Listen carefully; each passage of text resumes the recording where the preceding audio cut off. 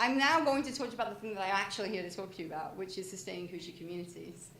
Sustaining Hoosier communities is a relatively new initiative. We are currently located in our second location. We stay in a location for 1 year, but it is the largest. Rural university teaching partnership in the country. It is based on a national model called EPIC-N, Educational Partnerships for Innovation in Communities Network. That's what the N stands for. And it is a model that has been used all over the country, primarily in urban areas, but the model is spread to several countries overseas. And what the model has tended to be over time is urban and fee-for-service. And that does not describe where we are. We are very much rural, and we very much cannot rely on fee-for-service for our work. There is no possible way that the university would be able to go into Salem, Indiana, for example, and say, yeah, we'd love to do that consulting type project for you, and that'll be $20,000. So we have made a commitment to really kind of butcher the EPIC-N model just a little bit, and EPIC-N seems to be pretty happy with us in our doing that, and they like to keep us on their list of organizations. But just to give you some background, EPIC-N means basically doing everything around education and for the public good, creating a real partnership, and as you've heard from both Carrie and Ed, that's really at the core of everything that we do. We have to develop trusting partnerships with our communities. There's investment on both sides, and while in the EPIC-N true model, that would be we're providing a service in the community and the community is going to be paying for that, we tried to find opportunities with our communities to have them have skin in the game in different ways. And obviously the focus is always the community. It always starts with the community. Nothing that we do in our engaged teaching model is us sitting around and thinking, well, I know what I'm really good at. Let me go do that in a community where they haven't asked for it. We only go and work on issues and opportunities that the community themselves has specified as something that they welcome our assistance on. And then the last thing is the N of EPIC-N, which means we do all of this on a really large scale. And I'll get into the numbers here in a minute of the kind of impact that this kind of program can have.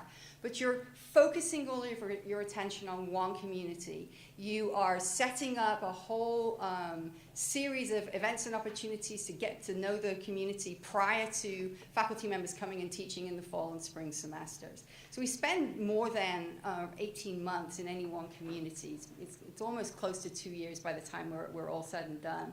But we're bringing focused attention of faculty and students and resources for a short period of time in the life of that community, all of a sudden into that community to cause action.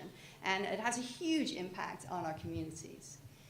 We prepare for our whole sort of descending on the community by having this moment of preparation here where we work with community, we have them do asset mapping, they come up with the project ideas, we then do a matching process with you, our faculty members, we work out all the course logistics, we get everything straightened out, have a memorandum of understanding signed, and then off we go. And we do a kickoff event. All the courses that go to our community are encouraged to have the community, to take all of their students into community at least once. We help you arrange all of that work. We check in with our faculty, we keep them on track, we make sure that we're solving problems that come up. Sometimes they may have a community partner who, as you've heard from Ed's example, someone gets super busy, they've got 3 jobs, they can't, and they're like, yeah, I'll take that project on because it's the same 10 people, and then all of a sudden the same 10 people are jammed up, and what do you do? And that's the role that I play, and Jacob, who you saw very briefly earlier, that's the work that we do to try to ease these processes through. At the end of our engagement, we obviously give all of our deliverables to community. We present them with all of the different artifacts that they've asked for because they specify what the deliverables are that they want. We do a really thorough assessment, but then we also work with the community to figure out, of all of these things that we've been doing, what are the few things that you think are the most fundamental that we need to continue to support you in as we leave you, but we don't actually leave you, right? That we transition sustaining Hoosier communities out of the community, but we bring in the resources of the Center for Rural Engagement to help to continue to bolster that community. So we worked our first pilot year in Lawrence County. This was our pilot. We anticipated having about 5 or 6 classes. We ended up with 20 classes.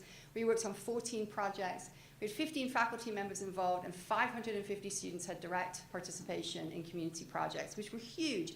And they represented the diversity of the university. We had programs in law, social work, over in SPEAR, art, architecture and design. The media school was involved. Tons of different types of approaches, which should give you some idea that when you're thinking about quality of place or health or resilience, it's really easy to try to think that you're pigeonholing yourself in some way because of your discipline. And I think what's really great about sustaining Hoosier communities is it's just a broad opportunity to become involved. And we found faculty members in places we didn't anticipate really wanting to get involved in ways that we had not imagined would be the case.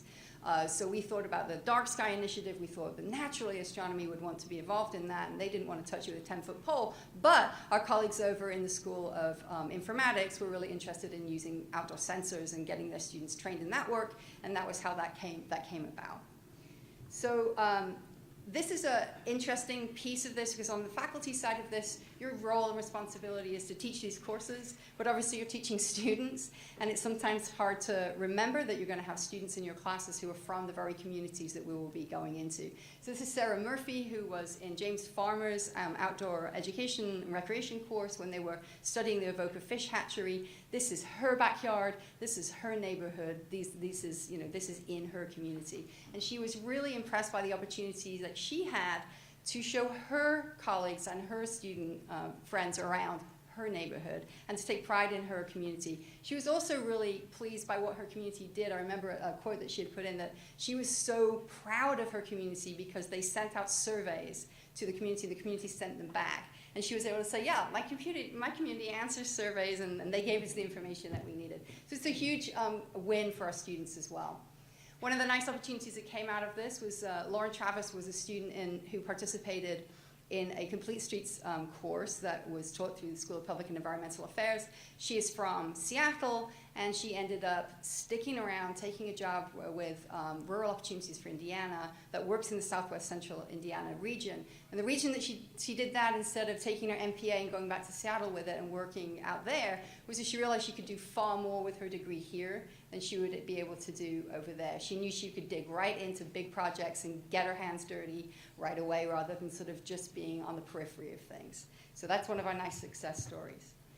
This is John Kiesler. He's in the middle being arrested by the sheriff, and I think the nice lady is about to fingerprint him. But sorry, I said I wasn't going to do jokes today. I'm sorry. But John worked with his social work students on issues of addictions and mental health. And then one of the things that came out of that was the need to stay. It was a need to stay in the community and figure out what to do with that information, what to do with that research. And the project that he led in community was actually one that was requested by the sheriff, who was tired of arresting the same people and locking them up for the same drug misuse and use. And so this was one of our first wins in terms of converting a sustaining Hoosier community project and then pushing it out into a continuation project through the Center for Rural Engagement. So here we are right now, we're in Orange County, and you can see by our numbers that we have doubled the number of projects that we are now involved with. So, we have 26 classes, 23 faculty, and we'll have over 400 students have participated in sustaining Hoosier communities in Orange County. The list of departments has grown, the list of types of projects has grown, and what's great about working in these small communities is that it's shocking on the one hand how little governmental support and therefore money there is for communities, and which makes our work a little bit tougher because we're not partnering with the mayor and the mayor's office. We're partnering with real community members who are desperately tied to their community and really want to see it succeed and be successful. And that means that you don't always have the person's phone number that they're available 9 through 4:30. You're calling them between them dropping their kids off, and then maybe you can grab a quick coffee with them to get a project done. But what's come out of this is that the projects that they've asked for are so much more organic. They're so much more interesting to our students because they much more reflect real lives of real people in real communities and helping them work on their issues. So we have a lot of work with local nonprofits going on in Orange County, all kinds of different health things, working directly with the clinic. The nursing students that Carrie Doherty was talking about are currently working on this, on that initiative through Sustaining Hoosier Communities. So here are our nursing students meeting with Donna, who's the head nurse at the Southern Indiana Community Healthcare. And you know, she's sort of giving them the lowdown before she sends them out and trusts her patients to their care.